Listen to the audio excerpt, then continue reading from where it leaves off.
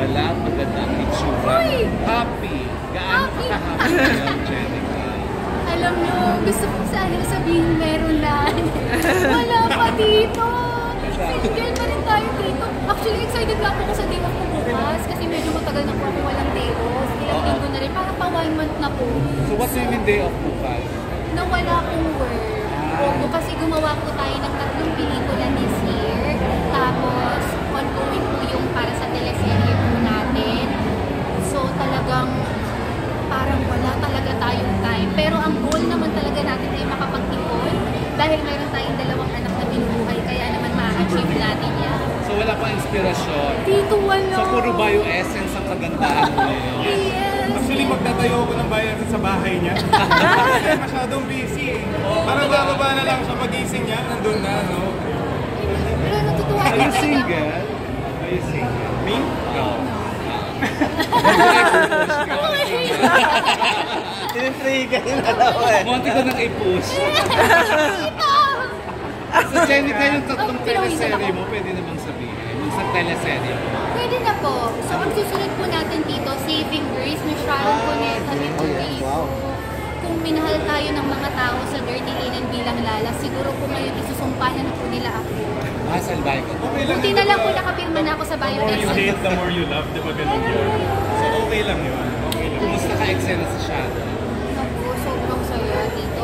Nag-intindihan ko na ngayon bakit nauso yung mga megastar, diamond star. Iba pala talaga. Meron silang parang si megastar, parang meron siyang kasamang ring light. Alam mo yun sa Pinoy henyo, parang ang word na pinapahula sa kanya, respeto. Yung parang pag naglakad ka talagang mapapabaw ka talaga kasi iba yung elegance. And makikita mo rin na she is megastar because despite it all, she continues to be humble talaga yan. Kasi Jenica, anong feeling na yung dating ine-endorse ng mami mo ng mga bio-essence, ikaw na ngayon nag-e-endorse? Natutuwa ako at wala akong ibang gusto para sa bioessence kundi another 30 years tapos yung anak ko naman. Okay lang. Abangan po natin. Ngayon pa lang Abangan parang natin. ano na namin.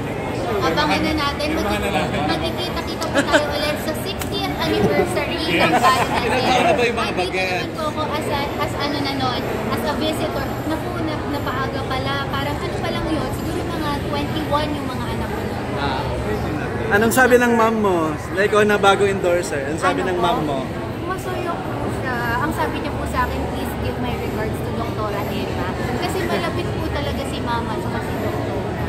Hindi siya nakapunta ngayon.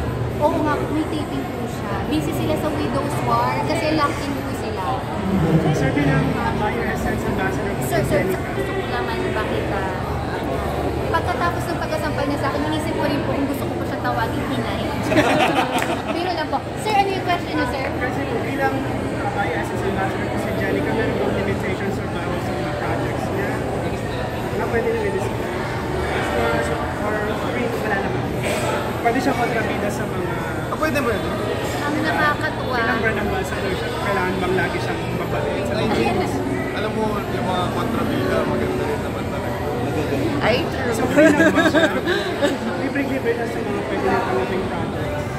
I don't think we want to restrict Jenica because as long as Jenica's career grows, bioessence will grow. Ano, role na umiinom or nag-ios? I mean, there's a lot of people that do that nowadays and they're good people. Diba? I mean, pag-iinom at pag-iossi, I don't think is the, the criteria for looking at a good person. So, I mean, if that's I mean, it's a vice. We know that it's a vice, So, it's a vice that you picked up. I'm not saying that it's good, diba? Because we know naman, scientifically, health benefits, it's not good. Pero, I don't think we should judge people by what they do. Jenica, anong na-mention yung kanina na ganda-ganda mo, sabi mo makeup. Speaking of makeup, ano yung tips mo sa lahat, babae, lalaki, tungkol sa makeup? Ang health-wise. Ayan, bago po ako pumunta dyan, may isisingit lang din po ako. Mabilis lang sa sinabi ng ating CEO. Another thing na naging reason ko to sign with Bioessence, I really like how I feel that my Bioessence family will support me in endeavors that I want to do outside show business. I'm so excited. Sana dumating ko po kayo ulit. Kakausapin ko yung manager ko para mapaunlakan kayo ulit. There's something that I want to do outside acting. And when when I told BioEssence about it, I thought it would be a reason for them to turn me down. But surprisingly, they were full support. I felt more than welcome to join their family still. So, Walang limitations. Wala naman. I mean, syempre, there's a lot of things that, you know, if you really look at it on a business perspective, sometimes you will find one, and that's something that we can talk about. Right?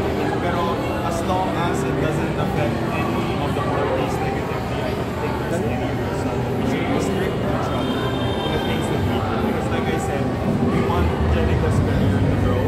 We want her to grow as a person in the same way that our company will grow with her. and rest assured, kasama niyo din naman ako lagi. Of course. Yes. Of course. So yun, about po dun sa question nyo, alam nyo po, wala akong mabibigay na tip sa makeup kasi hindi po ako na-makeupan lang ako today. Kaya sabi kanina kasi ang ganda mo, sabi ko, may makeup po tayo. For some reason, hindi ko talaga siya ma-perfect. I think it's one of the reasons my manager, Ate Kate, always tells me na bakit ka nag-guesting na hindi ka kumuha ng makeup artist because she knows I'm not good at it. Kumbaga, it's very basic. Up to now, I still don't know how to do eyeshadows, yung mga ganyan contour na ganyan po. So, we entrust professionals for that. Actually, nung shoot, share ko lang, nung shoot namin, we had the shoot, I told we had a makeup artist of course, pwede bang di na makeup to si Jelica? Kasi gusto ko yung walang makeup na look eh. Sabi niya, ay sir, yung no makeup look, may makeup pa rin yun. Naman ako, no makeup pala yun. So yung sabi ko sa akin, hindi nyo lang kailangan makeup to si Jelica. Diretso na to sa studio. Ano it's okay. kiss ng ako? Ano yun? Sorry. Like, Kasi go, inex ko ma'am. as a mom, diba, like, you have two girls, Yes, I ganyan, do. as a young child, COVID, mahilig kayong sa self-care. Yes. As early as now, how do you take care of, how do you teach them to take care of themselves